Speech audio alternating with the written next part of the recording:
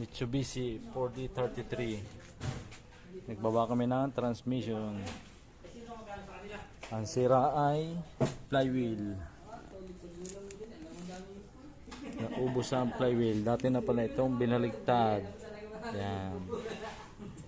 Kaya ngayon ay papalitan ng ring gear. Pero pag walang makuha ang ring gear, isang buong flywheel. Ginawa namin, hinang lang para hindi mahirap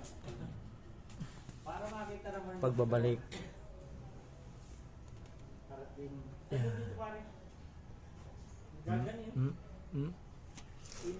Dahilan ng flywheel ay bakbak na rin pala ito.